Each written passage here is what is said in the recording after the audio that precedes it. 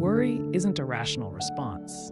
It's a sophisticated illusion your mind creates to make you think you're in control of life, when in reality, you're being controlled by your own fear. You worry about what hasn't happened. You worry because you're unsure everything will be okay. You worry because you're desperately trying to hold on to a temporary sense of safety by constantly imagining the worst-case scenarios. Here's the brutal truth. Worry doesn't solve anything. It only pulls you away from the present, drains your energy, and makes you question yourself. You get dragged into mental scenarios, disconnected from who you are, and let a voice in your head, never satisfied, never still, take over your life. But here's the good news. You can break out of that loop, not by forcing yourself to think positive, but by facing the root of your anxiety. Why are you really worried? How do you end it from the inside, not just manage it temporarily? The answer starts right here. Before we begin, don't forget to subscribe and like if you're new here. It helps me keep bringing you more valuable content.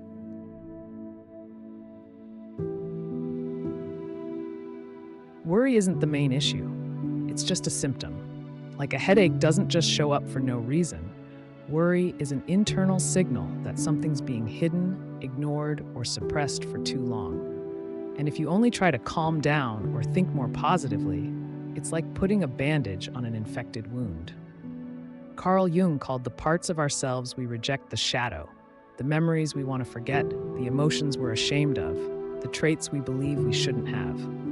And it's those very cast-off pieces where worry grows, because nothing is more terrifying than a part of yourself you're too afraid to face. We grow up being told we have to be strong, in control, successful, and to live up to that image, we're forced to sacrifice our more authentic sides, our weakness, jealousy, fear, the urges that don't line up with morality or civilization. But here's the thing, whatever gets rejected doesn't disappear. It just sinks deeper into the mind, where it silently controls your actions, your reactions, and your emotions every single day.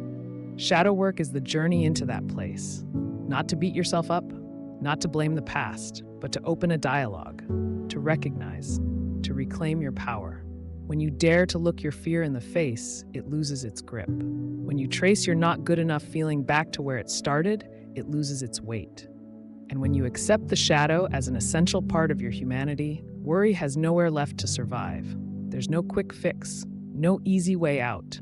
But if you truly want peace, you have to go through the darkest part of yourself. No one can do it for you. But once you begin, you'll see. The thing you fear the most is just a forgotten part of you, waiting to be heard.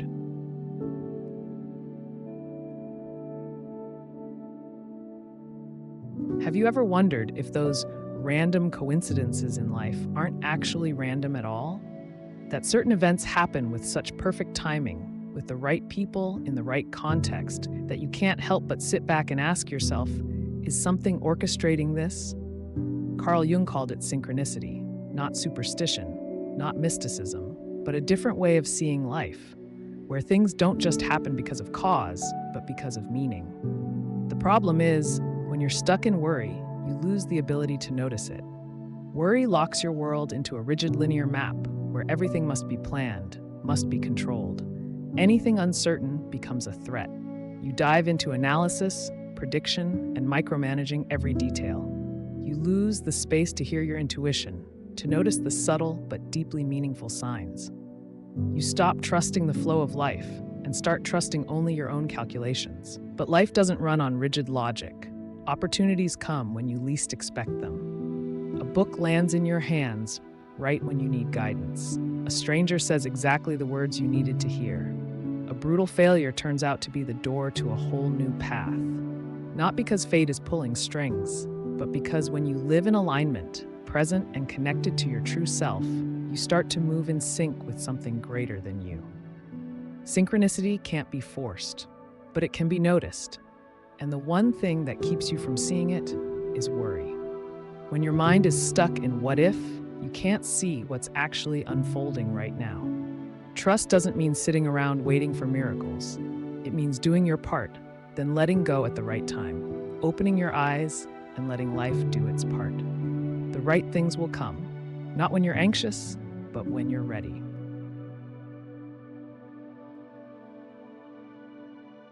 Worry always stems from one false assumption that you must control everything to be safe. The problem is, you can't, and you never could. Everything you thought you were controlling was just an illusion. You plan, you prepare for risks, you map out backup plans B, C, even Z. But then the unexpected still happens. That's not a failure in planning, it's the nature of life. It doesn't follow your pre-written script, and that's what sends you spiraling, feeling lost. You think, I need to control more, but the more you try to control, the more anxious you become. No one teaches you how to trust. Society teaches you how to control. It teaches that only those who take charge succeed, that letting go is weakness, that believing in the unknown is foolish. But Jung saw the opposite. Anxiety shows up when you've lost trust in yourself, in life, in the unseen process quietly working behind the scenes of every event. Trust isn't blind optimism. It doesn't mean you sit back and wait for magic. Trust means doing everything you can and accepting that the rest isn't up to you. It means acknowledging that you don't need all the answers, don't need to predict every outcome, don't need to fill every unknown with control. The safety you're chasing isn't found in gripping the wheel tighter. It's found in knowing when to let go. Because there are turns in life where if you keep forcing the steering, you'll crash. You're not here to control everything. You're here to know who you are and live that truth fully every single day. From that place, you begin to build unshakable trust, not based on results, but on the deep sense that whatever happens, I can handle it. And once you trust yourself, worry has no reason to stick around. If this video made you think, hit like now. Comment below. How have you applied Stoicism in your life? Stoic success, unbreakable mindset, total control.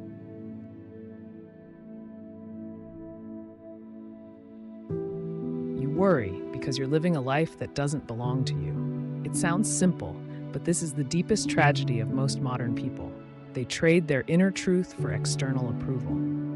Carl Jung called the journey back to your true nature the process of individuation, becoming who you are, not a replica of expectations, roles, or the image society, family, or even you have created to feel safe. How many times have you said yes when you wanted to say no? How many times have you followed a path just because someone said it was secure? How many times have you worn a mask just to be loved, respected, or accepted? And then you wonder why you feel empty, uneasy, anxious for no clear reason. It's simple. Deep down, you know you're betraying yourself. Anxiety is the natural outcome of a life forced into a mold that doesn't fit. It doesn't come from what's happening outside. It comes from the inner divide between who you truly are and the role you're playing. Individuation isn't rebellion. It's not about quitting everything to chase some truth far away. It's the courageous act of living in alignment with your values, your essence, your inner calling, even if that makes you different, misunderstood, or alone. Because there's no peace greater than knowing who you are and living that truth every single day. Jung once said, "A tree cannot reach heaven if its roots don't touch hell." To become yourself, you have to walk through the darkness, peel off every false layer, and take full ownership of your life. No more blame, no more roles to hide behind. The farther you drift from your true self, the closer you get to anxiety. And the more you live in alignment, the less anxiety has to cling to. Because you're no longer trying to balance on a tightrope of expectations. You're walking your own path. And that's the only place where real freedom exists.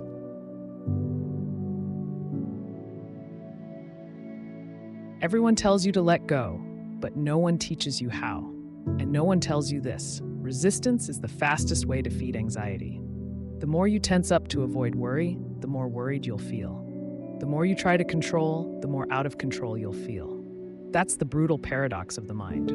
We resist in countless ways: avoiding emotions, clinging to old habits, ignoring reality, pretending we're fine, making excuses, shifting blame. Any action driven by fear is a form of resistance. And the dangerous part is, resistance often disguises itself as effort, control, or taking charge. But you're not actually in charge. You're just fighting the wave by locking your body up. And the more you resist, the farther the wave drags you. Letting go isn't surrender. It's the moment you stop and admit you're fighting something because you're afraid of it.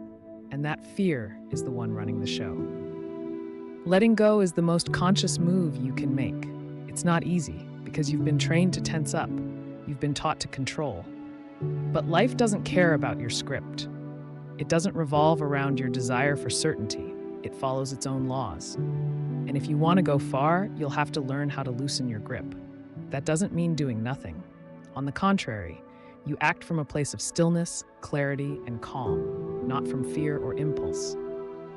You stop trying to force things into your plan. You stop burning energy resisting what can't be changed.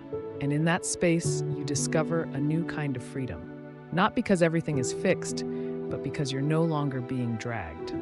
Anxiety thrives in resistance, but it can't survive where there's surrender. When you stop fighting reality, you finally start living in it.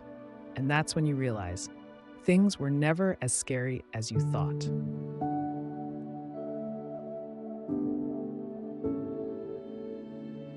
Modern humans hate uncertainty. They want everything to be clear, certain, planned, mapped out, with a warranty for both emotions and outcomes. Anything vague gets instantly labeled as dangerous, and that's when anxiety shows up, not because there's a real threat, but because of ambiguity. But here's the truth: all of life is uncertain. No 2 days are the same. No relationship is guaranteed. No plan is immune to randomness. You don't know how long you'll live. You can't be sure the person you love will stay. You have no idea what the market will do tomorrow or how the world will shift. And the more you try to build the illusion that you can control all of it, the deeper you fall into your most primal fear. No one knows what happens next. Carl Jung didn't see uncertainty as a curse, but as a gateway. Because only in uncertainty do we have the chance to grow, to create, to change. If you already knew how everything would turn out, you'd never need courage. You wouldn't need faith, and you certainly wouldn't need resilience. Uncertainty is the natural environment for evolution, no matter how much your mind hates it. Embracing uncertainty doesn't mean living in chaos or abandoning all plans. It means you do what you need to do without attaching yourself to the outcome. You walk the path without demanding a detailed map for every turn. You live in the question instead of rushing toward the wrong answer. The weak worry because they need certainty to feel safe. The strong understand uncertainty is reality, and they choose to step into it with presence, flexibility, and a quiet belief, I'll handle whatever comes. Freedom doesn't come from knowing the future, it comes from no longer being ruled by it. When you stop running from uncertainty, you stop running from yourself.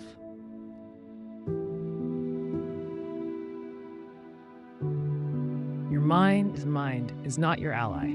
Most of the time, it's a storytelling machine built on fear, old memories, and unhealed wounds. It doesn't care what's true, it only cares what's familiar. And if you were raised in anxiety, lack, judgment, or pain, your mind will repeat those feelings as its default setting. That's why you can sit in a safe room with enough food, money, and love, and still feel uneasy, empty, and afraid for no reason. You can't think your way out of anxiety because thinking is what keeps it alive. Every time you try to figure it out, think it through, or analyze more, you're giving the anxiety loop another reason to keep spinning. The problem isn't that you haven't thought enough, it's that you're asking the wrong part of yourself. Carl Jung believed that beneath the noisy surface of the logical mind, there's a deeper source of wisdom, not rooted in analysis, but in feeling. Not born of fear, but of connection. That's intuition, the part that knows without needing to explain. The inner voice you once heard, once trusted, until life trained you to doubt yourself. You've forgotten how to hear it, because you've been conditioned to believe the answers are always out there, in someone else's advice, in books, in Google searches, in lists like 5 steps to stop worrying.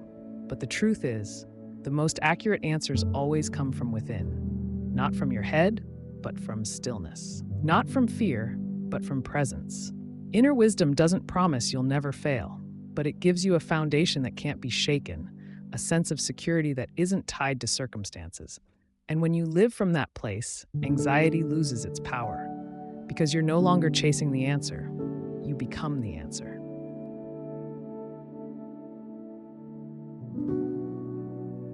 Worry doesn't exist in the present. It lives in the future, in all the what-ifs. And sometimes it drifts back into the past, chewing on an old memory, a mistake, a shame you think you can't undo. But it never comes from the moment you're actually in. Because the present is always neutral, always specific, always something you can face. It's only your mind that makes it frightening. You might be sitting quietly in a peaceful room, no one attacking you, nothing dangerous. But your mind is somewhere else. It's building the worst-case scenario, creating imaginary conversations in your head, replaying mistakes you've made. And suddenly your heart races, your breath shortens, your body reacts as if a real threat is present. Except the threat doesn't exist. It's just a thought. Carl Jung once said, "Thinking is a disease when it is not anchored in the present." A simple quote, but one that cuts straight to the root. You don't need to get rid of anxiety. You just need to return to the one place where anxiety can't survive, this exact moment. Take a deep breath. Feel the weight of your body. Listen to the sounds around you. Observe without judging. When you're truly present, you take away anxiety's fuel, because it doesn't know what to do when there's no future to jump into. Living in the present isn't a self-help slogan. It's a skill, a practice, a constant act of bringing the mind back to what's actually happening. No running, no judging, no need for everything to be okay. Just one thing, presence. And right there, in that space with no past, no future, no mental gripping, you begin to feel what anxiety has been hiding all along. You're already okay, right now. Stop wasting another day living in weakness and chaos. Subscribe to Stoic Success now to build an unbreakable mindset, master your emotions, and face life like a warrior.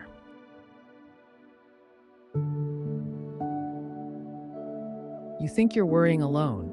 You think your fear, your anxiety, that vague sense of something's off only lives inside your head, that it means you're weak or something's wrong with you. But the truth is, the fear you're feeling isn't just yours. It's part of the collective unconscious that all of humanity shares. Carl Jung called it the collective unconscious, the deepest layer of the human psyche, where memories, symbols, emotions, and instincts are passed down from one generation to the next. And one of the most persistent forces living there is fear.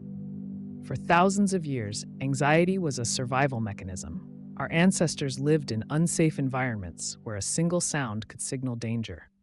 Modern society may have evolved, but our nervous systems haven't caught up. They still respond to a late email, a cold glance, or a market shift as if life itself is under threat. Not because you're weak, but because you're human. Realizing this is a major shift. It doesn't erase anxiety, but it takes away the weight of judgment. Instead of asking, "What's wrong with me?" you begin to see, this is part of being human. And that opens up a new space, not for complaining, but for compassion. You no longer feel so alone. You understand. The person next to you, the one who looks strong on the outside, the successful one you admire, they're also wrestling with the same kind of shadows. Maybe not the same shape, but the same core. Anxiety about what hasn't happened, fear of losing what they have, uncertainty about whether they're enough. And when you understand that, instead of shrinking in fear, you begin to open up to others. You connect not through perfection, but through truth. None of us rises alone.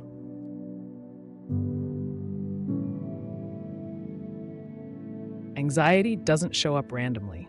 It repeats, haunts you in cycles, attaches itself to relationships, decisions, and situations that seem unrelated, not because you overthink, but because something inside you is trying to speak, using its own language, the language of symbols and dreams. Carl Jung believed the unconscious isn't just a storage room for forgotten memories.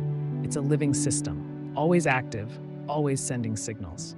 And when you refuse to listen with awareness, it finds another route to communicate. Anxiety, unease, recurring dreams, haunting images, or strange real-world coincidences. You worry about something small, but the intensity feels completely irrational. That's not a response to the situation. It's a symbol of something unresolved. A fear of abandonment, a wound of betrayal, a desire you've never dared to acknowledge. These things don't disappear just because you ignore them. They just change form. And anxiety is one of the clearest forms they take. The unconscious doesn't speak in words, it speaks in symbols. That's why dreams, often dismissed as nonsense, are actually a valuable map back to your inner truth. You might dream of being chased, falling, getting lost, being unable to find anyone. Those images may not be real, but the emotions inside them are. And if you're willing to listen, you'll realize a part of you is crying out for help. Anxiety is never random. It always points to something that's veering off your natural course, not to make you panic, but to wake you up. When you learn to read the symbols rising from within, you stop getting swept away in the chaos. You start translating your own language. And from that, you don't just soothe anxiety, you begin to live more deeply. One of the most silent but powerful roots of anxiety is the fear of losing identity. Not fear of death, not fear of poverty, but fear of losing the self you think you are. We grow up building our self-image based on external things: career, social roles, relationships, achievements, appearance, reputation. Every time you attach yourself to a title, I'm an entrepreneur, I'm a father, I'm successful, you place your entire existence on unstable ground, because all of those things can vanish. And that's exactly where anxiety begins to take root. You feel anxious when your job is shaky, not just because of money, but because without that job, who are you? You feel anxious when a relationship cracks, not just from heartbreak, but because you've identified with your role in it. You feel anxious when criticized, not just because it stings, but because the image you've built is under threat. Carl Jung saw this clearly. He didn't say you have to give everything up. He said, you are not those things. Your true self isn't your title, isn't your role, isn't limited by any image you try to maintain. And when you start to understand that, the anxiety about losing parts of yourself begins to dissolve, because you can't lose what you were never truly made of. Only when you're brave enough to not know who you are by conventional definition do you begin to touch the deeper essence, the part of you that can't be taken, the part that remains whole even when all outer labels fall away. Anxiety only has power when your identity clings to what can be taken away. But when you build your sense of self on something more solid, like values, presence, and human essence, you no longer need to cling. And when you no longer cling, you stop fearing loss. That is freedom.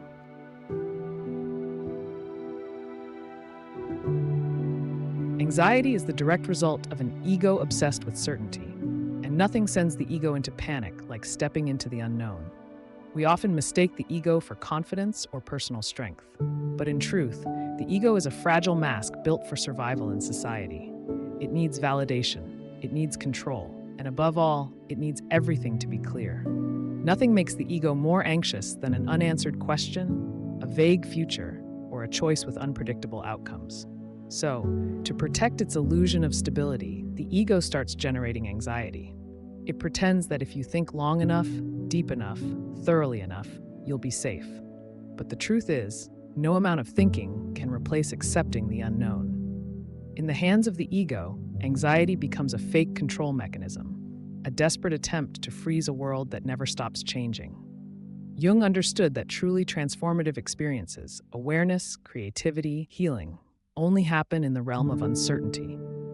They don't come from plans. They come from releasing plans, from entering the void and learning to stay there without demanding answers right away. But most of us were never taught this. We were trained to explain everything, label every emotion, and rush to find a direction. We've learned to treat ambiguity as a sign we're lost, rather than a vital part of the path. So when we face the unknown, we can't stand the discomfort, and anxiety explodes as a defense. Ironically, it's when you're willing to remain in the unknown, without running, without interpreting, without reacting, that you begin to feel something the ego never gave you: stillness. And in that stillness, anxiety has nowhere to perform. Not because you found all the answers, but because you no longer need answers to feel safe.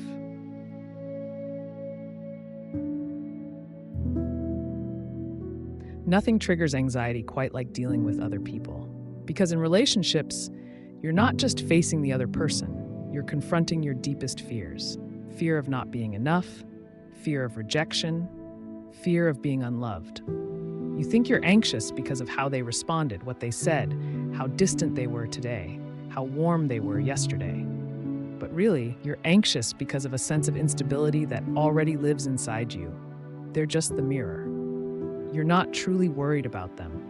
You're worried about how you appear through their eyes.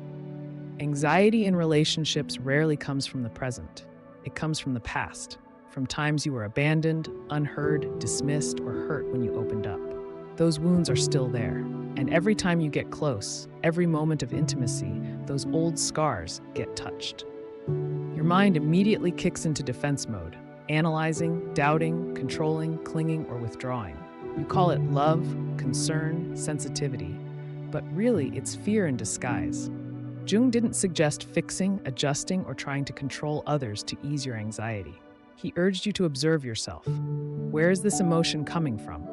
Does it truly belong to the present? Am I reacting to this person or to an old story my mind has projected onto them? Only when you can separate your current response from old wounds do you have a real shot at building an authentic relationship, not one based on control, but on presence.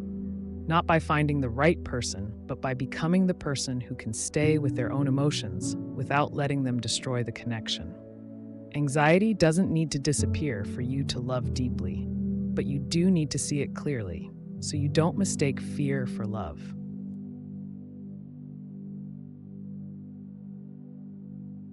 There is a part of you that is never hurt, never swept away by emotion, never speaks, never judges, but is always present. Carl Jung called it the silent observer. It is a center within you that stands apart from the storm of thoughts, that isn't caught up in the roles you play, that doesn't react impulsively. Its only function is to see. You may have encountered it in brief moments, when you realized you were angry but remained clear-headed enough not to shout, when anxiety surged through you, but instead of trying to suppress it, you simply observed it like a wave passing through. That moment, that's you returning to the observer. Anxiety can't exist in that space because it needs you to believe in it, to identify with it. But when you step into the role of the observer, you are no longer the victim of your thoughts. You're no longer the anxious one. You're simply the one witnessing a temporary mental state unfolding. Just as the sky is never stained by passing clouds, the inner center of your awareness is never damaged by the emotions moving through you. They come, they go, but you remain, still, whole. Developing a relationship with the observer isn't an intellectual exercise, it's a practice. It means taking a few moments each day to pause, turn inward, and ask a simple question. Who is observing this? Not to find a definitive answer, but to remind yourself you are not the anxiety. You are the one who sees it, and that is where real transformation begins. You don't need to conquer anxiety, you only need to step out of the role. Once you stop believing the story it tells, it loses its power completely.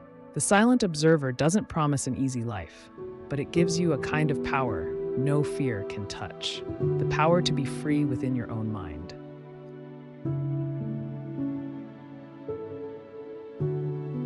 Letting go of anxiety isn't some lightning bolt epiphany. It's a journey back to yourself, step by step, day by day, with honesty, courage, and presence. Anxiety isn't your enemy. It's a signal, a call from the deepest part of you, asking to be heard. You don't need to control everything. You don't need certainty to feel peace. What you need is to reconnect with your intuition, with the present, and with the part of you that can never be harmed, the silent observer. Every time you choose to pause instead of react, to accept instead of resist, to trust instead of control, you weaken anxiety and you grow stronger. No one is coming to save you from your own mind, but you can learn to rise above it. And when you do, you won't just escape anxiety, you'll touch real freedom. Thank you for being here. If you found this video helpful, subscribe, turn on notifications, and like this video. Don't forget to leave a comment so we can spread positivity together.